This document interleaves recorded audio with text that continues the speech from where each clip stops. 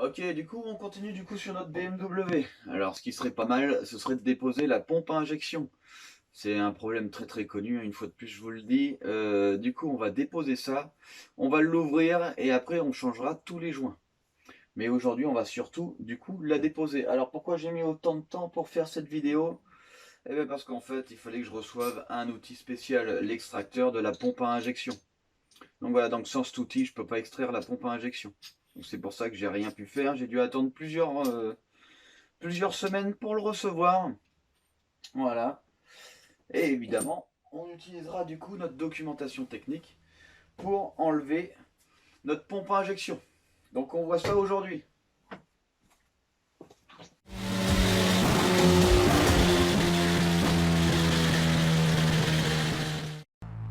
Ok, donc du coup, une fois de plus, il va falloir qu'on redémonte tout.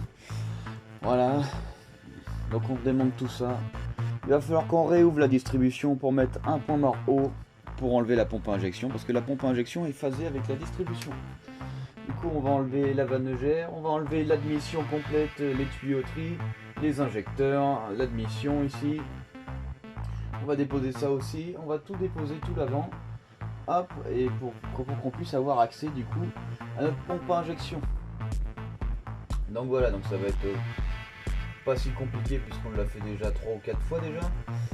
Et puis après, on verra bien si elle se dépose facilement ou pas, on verra les subtilités s'il y en a ou pas. Donc voilà. Alors avant de la déposer, quand on mettra notre point mort haut, il faudra piger, c'est ce qu'ils disent.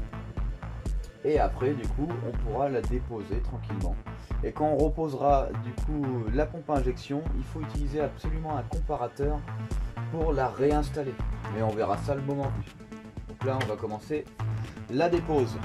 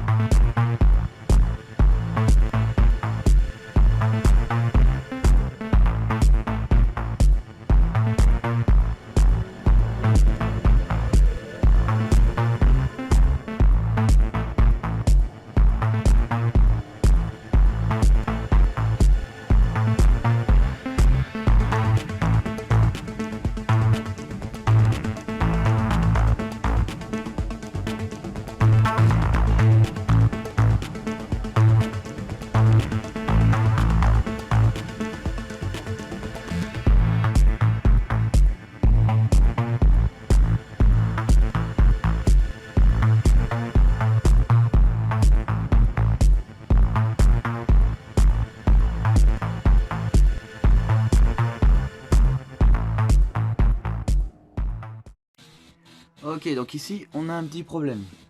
Ici, là, il nous faut du coup une empreinte à laine. Le problème c'est que là c'est énorme.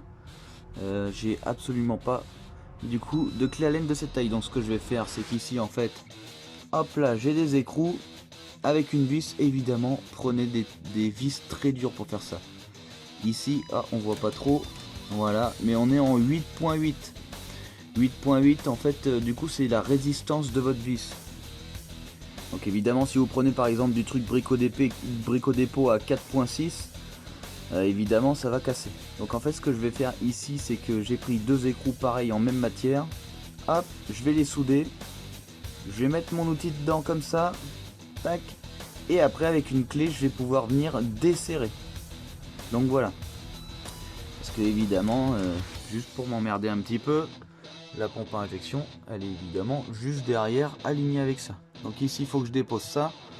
Et pour le déposer, malheureusement, vu que je n'ai pas de clé Allen de je sais pas combien, une clé Allen au moins de 20, voire plus, il va falloir que je desserre ici. Donc voilà pourquoi je fais cet outil.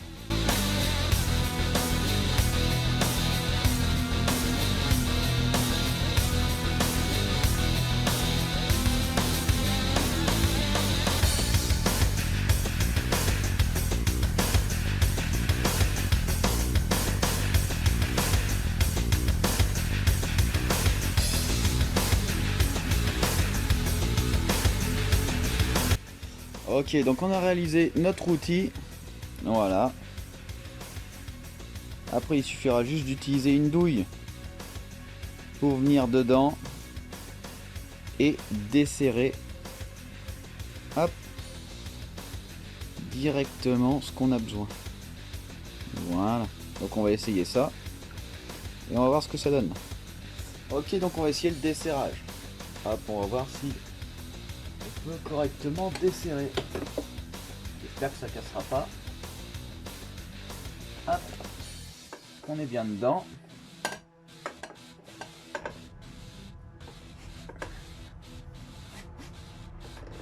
Oh putain. C'est assez dur. Je crois bien que c'est la vis qui décède. Je crois que c'est la vis qui décède. Ok, donc l'ancien outil du coup que j'ai fabriqué, enfin celui que j'ai fabriqué tout à l'heure, il a cassé parce que c'était extrêmement dur. Du coup j'en ai fabriqué un autre et on voit tellement que j'ai forcé, hop, que la barre elle est même pas droite. Donc voilà, donc j'ai dû fabriquer cet outil là à la place de l'autre parce que l'autre il a cédé directement même si la vis était de bonne qualité. Donc voilà, donc là ici, hop, c'est bienvenu. Voilà, on peut desserrer. Et maintenant qu'on a desserré, du coup, je vais m'occuper de la tension, du coup, de la courroie accessoire. Est-ce que je vais pouvoir, à mon avis, il va falloir que je force aussi pour l'enlever. Et après, une fois que j'aurai enlevé ça, j'aurai accès directement à l'avant de la pompe. Donc voilà, donc on a déposé du coup le galet tendeur avec ici son amortisseur. Son amortisseur en fait il sert à deux choses. Il sert du coup à tendre la courroie évidemment, mais aussi quand on est en phase de décélération et d'accélération, il permet du coup d'éviter que la courroie subisse trop d'efforts.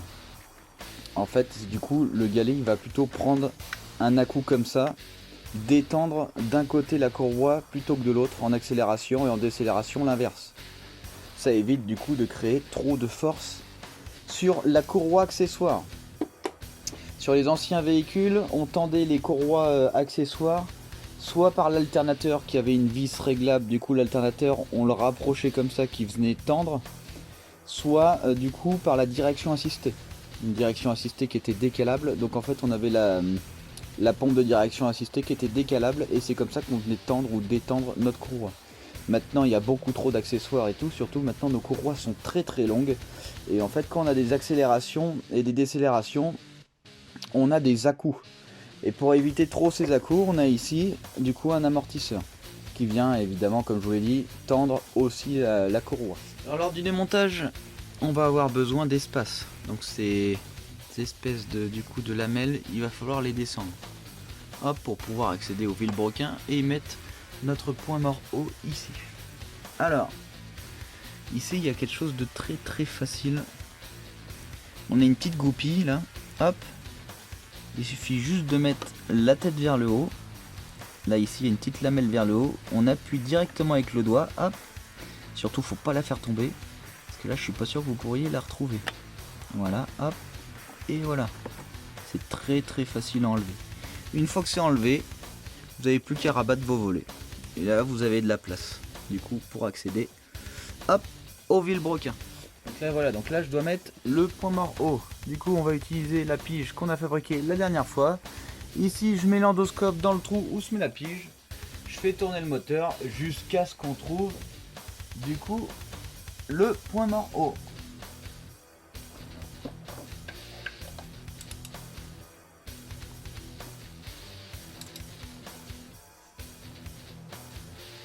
Top. Et voilà. Donc là ça y est, on a notre point mort haut. Ok.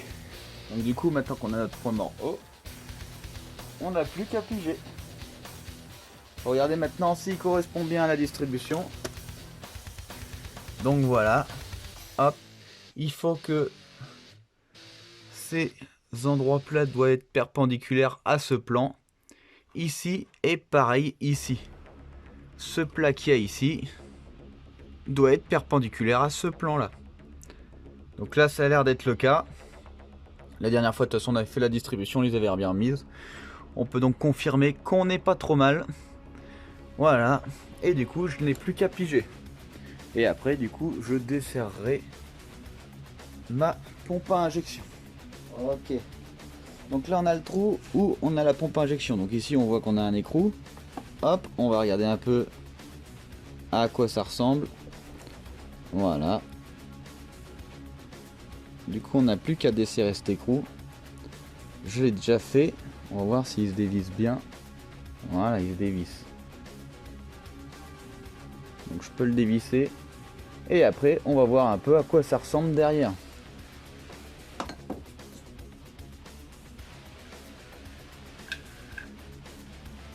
Voilà ce qu'on a. Donc ça c'est ce qu'il y a du coup de visser sur la pompe. Donc voilà comment c'est fait. On voit que dedans on dirait qu'il n'y a plus qu'à pousser. On va voir un peu.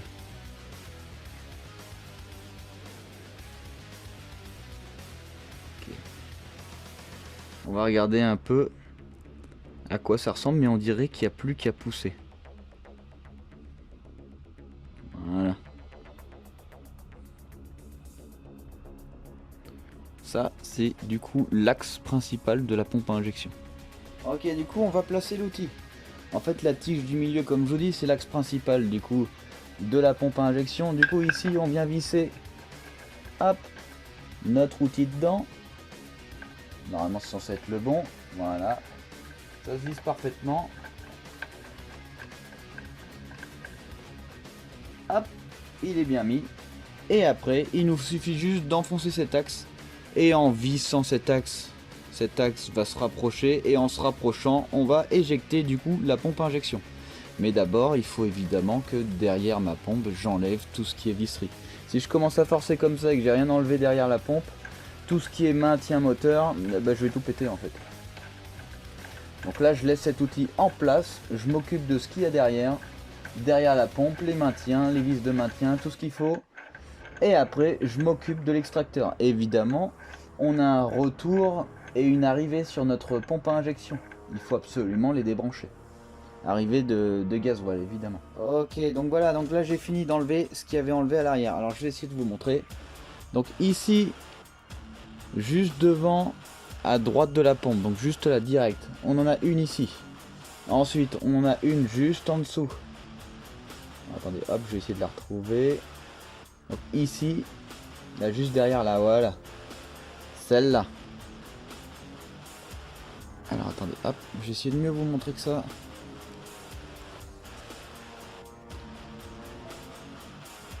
Alors, donc on a celle-là qui est juste devant, en dessous, voilà. On en a une 5 cm plus bas de l'autre côté de la pompe. On en a une là et pareil en dessous, derrière, on en a une autre. Elles sont assez difficiles d'accès celles-là. Donc Voilà à peu près. Je me demande d'ailleurs si normalement on n'est pas censé la déposer par dessous. Ensuite, derrière la pompe, ici, alors attendez, je vais essayer de vous montrer. Hop. Là en fait on avait un maintien. Là on voit un trou de vis. Ça c'est sur le bloc moteur. Là il y en a un autre. Là. Et après en dessous. Ces trucs là, c'est maintien moteur. C'est cette plaque là. Donc cette plaque en fait elle est comme ça. Hop. On a 3 vis ici. Et en fait j'ai été obligé de déposer ces 3 vis qui sont sur la pompe pour pouvoir passer mon outil et desserrer les 2 vis qui sont de ce côté au fond. Hop, donc les 2 là, les 2 de l'intérieur, derrière les 3 vis avec le support. 3 vis sur le bloc, 3 vis sur la pompe. Donc maintenant qu'on a tout déposé, on va voir un peu si on peut extraire. Évidemment, j'ai enlevé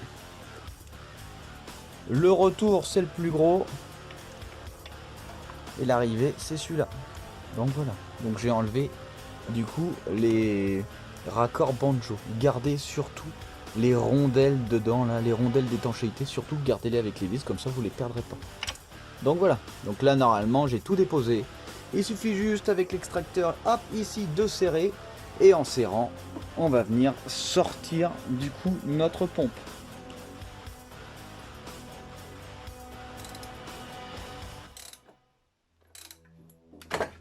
Et voilà, elle est venue tout de suite.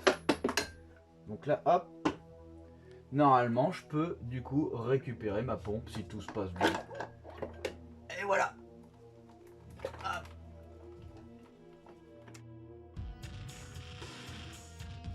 Ça y est, du coup, on a enfin sorti notre pompe. Donc ici, en venant serrer un, on a sorti l'axe de la pompe. Et voilà, là c'est le trou où allait la pompe. Donc je voulais le faire par-dessous pour le remontage, mais en fait ça sert à rien. Ici, on a un maintien. Donc là, on peut même pas le faire par derrière. Donc quand je vous disais les vis là, ce sont celles-là. Les 4 là. Voilà, les 4 là sont assez... elles sont faciles si vous avez le bon matériel. Si vous n'avez pas le bon matériel, vous allez avoir du mal. Donc dedans, hop, la pompe à injection se met. La bille au bout là, voilà, ça c'est l'outil qui vient appuyer. Donc voilà, donc là on a tout déposé. Ici on a notre arrivée. Ici on a notre retour. On les laisse sur place, c'est pas gênant. On va tout nettoyer, je pense, un petit peu. Ici voilà les 3 maintiens, donc les 3 vis de maintien pour le support que je vous ai dit tout à l'heure. Donc voilà, donc là on l'a déposé. Ensuite la prochaine fois du coup on l'ouvrira et on changera les joints. Donc alors à quoi ça ressemble? Voilà, ça ressemble à ça. Je pense que des photos vous en avez déjà sûrement vu. Voilà. Du coup, il y a marqué OK, mais en fait c'est pas OK du tout. Alors un truc particulier, vous allez voir un truc. Hop, ici, on voit qu'il y a un creux pour mettre du coup une espèce de maintien dedans. Alors en fait cette pompe, c'est qu'elle est adaptable sur plusieurs véhicules. Sur notre BMW par exemple, ce creux nous sert à rien parce qu'en fait elle est juste mise en force. Voilà, elle est juste mise en force et ce creux là, en fait j'ai regardé de l'autre côté et il n'y a pas d'endroit pour mettre une empreinte. Donc en fait ça c'est juste adapté à un autre véhicule. C'est dommage parce que ça aurait pu être une façon de caler facilement sa pompe. Alors que là ici, vu que c'est libre, et ben pour caler sa pompe on va encore bien s'amuser une fois de plus. Donc voilà à quoi ça ressemble du coup la pompe à injection déposée. Ok, donc voilà ce qu'on a déposé du coup aujourd'hui. Donc la pompe à injection, c'est on va dire plus ou moins un gros travail. C'est pas forcément un travail très compliqué. Si vous avez la documentation et que vous avez les bons outils, normalement vous devriez y arriver sans trop de problèmes. Donc voilà, donc ce qu'il faut savoir, hein, c'est que quand vous avez chez un garagiste qui vous fait une dépose-pose, déjà bon, vous mettez quand même un petit billet de 800 à peu près. Donc là on a vu un peu comment il fallait faire, ça m'a pas pris tant de temps que ça, j'ai dû mettre 2-3 heures pour la déposer. Évidemment après il y aura aussi la repose, hein, il faut compter les deux. Mais voilà, donc maintenant qu'on l'a déposé, il va falloir changer tous les joints internes. Donc j'ai commandé déjà les joints internes, donc on verra quand je les recevrai. On ouvrira complètement du coup notre pompe, on verra un peu comment c'est fait à l'intérieur, même moi je sais pas vraiment. J'ai jamais démonté une pompe. On regardera tout, on changera tous les joints, et ce qui serait pas mal c'est après aller voir le dieseliste. Donc le dieseliste c'est le mec qui s'occupe des pompes à injection, des injecteurs, etc. Tout ce qui est diesel. Donc on lui donne, il passe au banc, ce qu'il y a qui marche pas, il le change. Bon, nous déjà on avait changé le boîtier, mais normalement rien qu'en changeant le boîtier, notre voiture aurait dû quand même marcher. Donc peut-être que j'ai acheté un boîtier qui marchait pas déjà. Ensuite, du coup, les joints internes, quand on regardera à l'intérieur, on regardera s'il n'y a pas de pièces défaillantes, des pistons, ce genre de truc, tout ce qui met en pression du coup dans nos injecteurs. Donc on regardera ça. Et après, on verra ce que nous dit le dieseliste. Le dieseliste, je l'appellerai juste après avoir changé du coup mes joints. Et juste avant de l'emmener, je lui demanderai à peu près ce qu'il en pense. Et du coup, on verra bien à la fin.